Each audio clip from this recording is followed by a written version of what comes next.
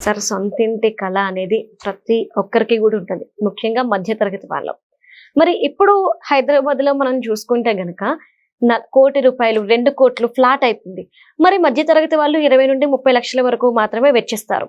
అలాంటి వాళ్ళకి ఇప్పుడు ఏమైనా ఫ్లాట్స్ అవైలబుల్ ఉన్నాయా? ఉంటే ఏ ఏరియాలో ఉన్నాయి? ఇప్పుడు ఫ్లాట్ ఖరీదన్నది ల్యాండ్ రేట్ మీద ఆధారపడి ఉంటుంది. హ్మ్. ఒక ఎకరం కాస్ట్ ఎంత? దాన్ని బట్టి ఎకరంలో మనం ఎంత కట్టొచ్చు? ఎకరానికి సుమారుగా హ్మ్. డీవియేషన్స్ లేకుండా 90,000 ఎస్ఎఫ్టీ దాకా కట్టొచ్చు. హ్మ్. 90,000 ఎస్ఎఫ్టీ అంటే మీరన్న 2 బెడ్‌రూమ్ అయితే 900 ఎస్ఎఫ్టీ చొప్పున 100 ఫ్లాట్స్ కట్టొచ్చు ఒక ఎకరంలో. హ్మ్. సో అలా ఎకరం ఖరీదుని బట్టి ఉండేటువంటి ఫ్లాట్స్ మనకి ఎకరం కాస్ట్ మనం విన్నాం కదా! కోకాపేట అలాంటి ఏరియాస్‌లో 100 క్రోర్స్. మొన్న ఇక్కడ రాయదుర్గం దగ్గర 177 క్రోర్స్ ఎంఎస్ఎన్ రియాల్టీ వాళ్ళు. అలాంటి ఏరియాల్లో అలాంటివి దొరకవు. హ్మ్. కాబట్టి ఖచ్చితంగా వీళ్ళు ఔట్‌స్కట్స్‌కి వెళ్ళాలి. ఔట్‌స్కట్స్‌కి వెళ్తే ఇప్పుడు మన కందుకూరుకి వెళ్లారనుకోండి. హ్మ్. కందుకూరు దగ్గర మీకు ఇలాంటి ఫ్లాట్స్ దొరుకుతాయి. 2 బీహెచ్‌కే ఫ్లాట్స్ అరౌండ్ 900 ఎస్ఎఫ్టీ ఉంది.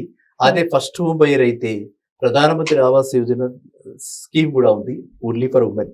ఓకేనా? హ్మ్. ఓకే. దానిలో సబ్సిడీ కూడా వస్తుంది ఫర్ వుమెన్. ఓకే. అలాంటి స్కీమ్‌లో అప్ టు 35 లాక్స్ మనం ఇన్వెస్ట్ చేయొచ్చు అన్నమాట. హ్మ్. అలా ఇన్వెస్ట్ చేసిన వాటికి 35 లాక్స్ లోపల మనకి 2 బీహెచ్‌కే ఇస్తూ మనకి కందుకూరు దగ్గర ఉన్నాయి. అది ఎస్‌క్యూబ్ టౌన్‌షిప్ అని చెప్పి వాళ్ళు డెవలప్ చేస్తున్నారు. హ్మ్. ఇంకా కందుకూరు కంటే యువతల శ్రీశైలం హైవే మీద మహేశ్వరం అని ఉంది. హ్మ్. మహేశ్వరం దగ్గర మంచాన్పల్లిలో ఇంకొక ఆయన 20 లక్షలకే ఇస్తానంటున్నాడు 2 బెడ్‌రూమ్. ఓకే. ఓకే. సో ఈ విధంగా ప్రాజెక్ట్స్ తీసుకుని వస్తున్నారు. కానీ మనం తీసుకోవాల్సిన జాగ్రత్తలు తీసుకుని బ్యాంకు లోన్ హ్మ్. పెట్టుకుని లేకపోతే డిస్బర్స్‌మెంట్స్ మన దగ్గర సొంత డబ్బులున్నా కూడా కన్‌స్ట్రక్షన్ ప్రోగ్రెస్ చూసుకుని హ్మ్. అక్కడ ఏమీ లేకుండా ఓన్లీ ల్యాండ్ మీద మనం మొత్తం డబ్బులు ఇచ్చేస్తే తర్వాత పొడి తిప్పేస్తే మనం ఉన్నది కూడా ఊడిపోతుంది అవును. కదా! అవును. కాబట్టి మనం ఇన్‌స్టాల్‌మెంట్స్‌లో ల్యాండ్ కాస్ట్ ఎంత? తర్వాత ఫస్ట్ ఫ్లోర్‌కి ఫస్ట్ స్లాబ్‌కి ఎంత? సెకండ్ స్లాబ్‌కి ఎంత? అలా 5 స్లాబ్స్ ఉన్నాయంటే 5 స్లాబ్స్‌లో ఎంత అని ఆ హ్మ్. విధంగా ప్రోగ్రెస్ చూసుకుంటూ మనం డబ్బులు ఇవ్వాలన్నమాట బిల్డర్‌కి. హ్మ్. అర్థమైందా? మోసపోకూడదు. మోసపోవటం అంటే ఇలాంటివి తొందరపడిపోయి హ్మ్. మనకేదో సేవ్ అయిపోతుంది. 35 లక్షల ఫ్లాట్‌ని 20 లక్షలకే ఇచ్చేస్తా. మీరు మొత్తం డబ్బులు ఇచ్చేయండి అంటే ఇచ్చేస్తున్నారు జనాలు. హ్మ్. తప్పెవరిది? జనాలు. మనమే కదా! కొనుక్కునే వాళ్ళదేనే కదా! మనం అలా ట్రాప్‌లో పడకూడదు. అలా అది భ్రమలో పడకూడదు. ఎందుకివ్వాలి? మనం ముందరే ఎందుకివ్వాలి? మన జుట్టు తీసుకెళ్ళి వాడి చేతిలో ఎందుకు పెట్టాలి? హ్మ్. కాబట్టి మీరడిగిన దానికేంటంటే ఈ రోజుకు కూడా గ్రూప్ బుకింగ్‌లోనూ దొరుకుతున్నాయి. స్ట్రెయిట్ అవే ఓపెనింగ్‌లో మనకి కందుకూరు దగ్గర అలాంటివి వస్తున్నాయి. తర్వాత మళ్ళీ మంచారపల్లిలో అలాంటివి వస్తున్నాయి. అజస్రా కంపెనీ ఎప్పటిదో పాతది. స్టేట్ బ్యాంక్ ఆఫ్ ఇండియా టై అప్‌తో హ్మ్. నేను బ్యాంక్ టై అప్‌తో ఉన్నవి సేఫెస్ట్ ప్రాజెక్ట్స్, కంప్లైంట్ ప్రాజెక్ట్స్ అన్ని విధంగా ఉన్నవి ఆ విధంగా వస్తున్నాయి ఫ్లాట్స్. ఇక మీకు ఇండిపెండెంట్ హౌసే కట్టుకోవాలని ఉంటుంది కొంతమందికి. మీరు హ్మ్. అడిగింది ఫ్లాట్ అయినా ఇండిపెండెంట్ హౌస్ కదా! అయినా. అవును. కొంతమందికి ఇండిపెండెంట్ హౌసే కట్టుకోవాలంటుంది. ఇండిపెండెంట్ హౌస్ అంటే 150 గజాలు ఉన్నాయనుకోండి. హ్మ్. చాలు కదా! ఇండిపెండెంట్ హౌస్ కట్టుకోవచ్చు కదా! 150 గజాల్లో చక్కగా వస్తుంది.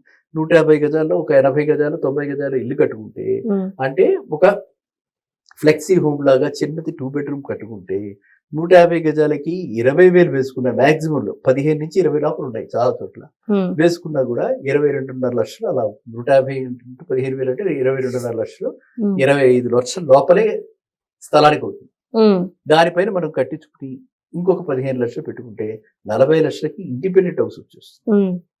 సో సామాన్య మానవుడు ఎక్కడ ఇలాంటి ప్లేసెస్ ఉన్నాయి తెలుసుకుని అక్కడ ఇన్వెస్ట్ చేయాలి. హ్మ్. అందరూ గచ్చిబౌలి ఫైనాన్షియల్ ఇన్‌స్టిట్యూట్, కొండాపూరు, కోకాపేట అంటే జరిగేది కాదు. హ్మ్. అవి ఒకప్పుడు సామాన్య వాడికి అందుబాటులో ఉన్నాయి. మీరు చెప్పింది కరెక్ట్. ఓకే. కానీ ఇప్పుడు లేవుగా. ఇప్పుడు వాళ్ళే కోట్లాధిపతులు. అది.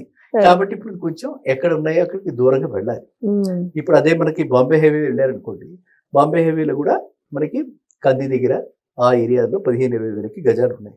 ఆ 15-20 వేలకి కంది దగ్గర హ్మ్. లేకపోతే పటాన్‌చెరు దగ్గర లోపలికి వెళ్తే అక్కడ అలాంటి ప్లేసెస్‌లో హ్మ్. తీసుకొని వీళ్ళు కట్టుకుంటే తెలుసుకోవాల్సిందేంటంటే ఏ ఏరియా అయినా సరే మొ మంది అంటే మనుషులు ఇన్‌హాబిటేషన్ పెరిగిన తర్వాత హ్మ్. అది టౌన్‌షిప్‌లా డెవలప్ అయ్యి ఒకప్పుడు అది కూడా సిటీలో కలిసిపోతుంది. హ్మ్. అది కూడా ఇంకో కుక్కటిపల్లి అయిపోతుంది.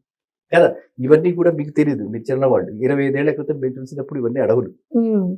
ఇవాళ 25 ఏళ్ల క్రితం రేట్లు ఇవాళ రావు. హ్మ్. ఎందుకంటే ఇది డెవలప్ అయిపోయింది. అలాగే హైటెక్ సిటీ మొదట్లో 98లో ఆ టైంలో మీరు చూస్తే ఇది చాలా, చాలా, చాలా అసలు ఏమి లేదు ఇక్కడంతా. హ్మ్. అంత ఉండేదనమాట. అలాంటి ప్లేసెస్ ఇవాళ ఈ విధంగా అయిపోయినాయి. ఇవాళ హైటెక్ సిటీలో మనం కొనుక్కోలేము. కాబట్టి సామాన్య మానవుడి దృష్టిలో ఎప్పుడైనా సరే వీలైనంత త్వరగా ఏజ్‌లో నేను చెప్పేది వీలైనంత త్వరగా 30 ఏళ్ల లోపలే ఒక ప్లాన్ చేసుకొని వాళ్ళు ఎక్కడ దొరుకుతుంది, అందుబాటులో ఎక్కడ ఉంది, ఎక్కడ గ్రోయింగ్ ఏరియా, ఎక్కడ డెవలప్మెంట్స్ ఉంటాయి. ఇప్పుడు కందుకూరు లాంటి ప్లేస్కి phase 2 వస్తుంది, మెట్రో phase 2. మనం అందరం ఇప్పుడు మెట్రో ఎక్కే ఉంటారు, మీరు ఎంతో అవును, సుఖంగా అవును. ఉంటుంది మనకి, హ్యాపీగా అనుకునే టైంకి వెళ్ళగలం అవును. కదా. మనం వీలైనంత వరకు మెట్రో అయితే చాలా మంది వాడుతున్నాం, ఎంత దూరానికి వెళ్ళాలంటే టైంకి వెళ్ళిపోగలం. అలాంటి ఫెసిలిటీ వెసులుబాటు మనకి అక్కడ దాకా వస్తుంది కాబట్టి కందుకూరు దగ్గర మనం కొనుక్కుంటే హ్యాపీగా ఉండొచ్చు భవిష్యత్తులో. ఉమ్, మేబీ అది it me take 5 years minimum. ఇప్పుడు ఏదైనా రియల్ ఎస్టేట్ ఇన్వెస్ట్మెంట్ పెట్టుబడి అంటే మినిమం 5 years ఉండాలి. ఓకే. 5 years పెట్టుబడి పెట్టకపోతే మనం అది షేర్ మార్కెట్ లా కాదు కదా, ఓవర్ నైట్ ఏదో అయిపోతుంది అనుకోండి. కాబట్టి మన ఇన్ఫ్రాస్ట్రక్చర్ ప్రాజెక్ట్స్ అన్ని ఎక్కడ జరుగుతున్నాయి, ఎక్కడ కనెక్టివిటీ బాగుంటుంది, ఎక్కడైతే మనం రేపొద్దున ROI రిటర్న్ ఆన్ ఇన్వెస్ట్మెంట్ మనకి మాక్సిమం వస్తుంది. ఈ విధంగా చూసుకుంటే మనకి ఇవాళ మీరు అడిగిన దానికి Kandukur is the right place. Okay.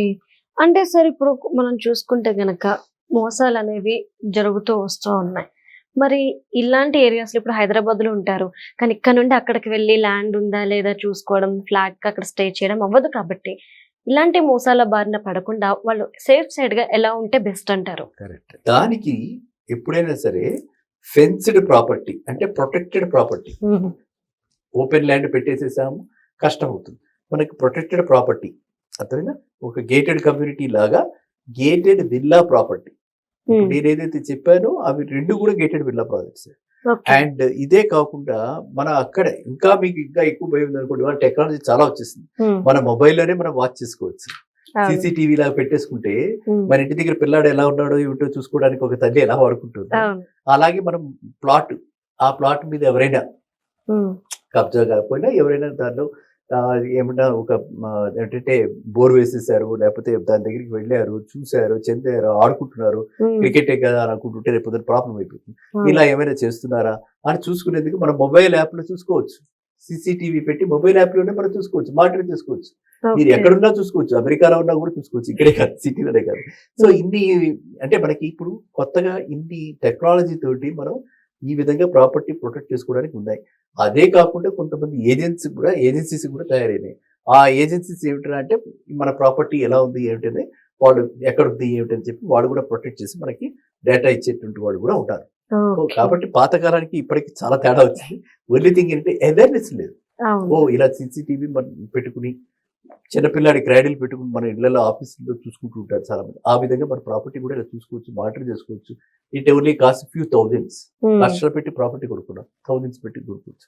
ఎప్పుడు అది కావాలి, ఇలాంటి కంపెనీ దగ్గర కాకుండా గేటెడ్ కమ్యూనిటీలో కాకుండా ఉన్నప్పుడు కావాలి. అదే ఒక గేటెడ్ కమ్యూనిటీ అనుకోండి, మీరు ఎక్కడే కాదు కదా, మీ చుట్టుపక్కల అందరూ కొనుక్కుంటారు కదా, అందరు కలిపి ఒక వాట్సాప్ గ్రూప్ పెట్టుకుంటారు కదా, ఆ వాట్సాప్ గ్రూప్ లో ఎవరు వెళ్ళినా సరే ఒక పిక్ పెడతారు, మన ప్రాజెక్ట్ ఇలా ఉందంటారు, మనకి safe. So safety point of వ్యూలో ఇలాంటివి కొత్త తరహా పద్ధతులు వచ్చాయి కాబట్టి గతంలో వలే ఈ టెన్షన్స్ పడక్కర్లేదు. అంతేనా? సో ఇప్పుడు మనకి ప్రాపర్టీలో ఇన్వెస్ట్ చేయడం అంటే it is investing like me gold లో ఇన్వెస్ట్ చేసినంత భద్రత అనమాట. గోల్డ్ కన్నా ఇంకా కొంచెం అభద్రత ఉంది, ప్రాపర్టీకి మాత్రం పూర్తి భద్రత ఉంది. Thank you so much.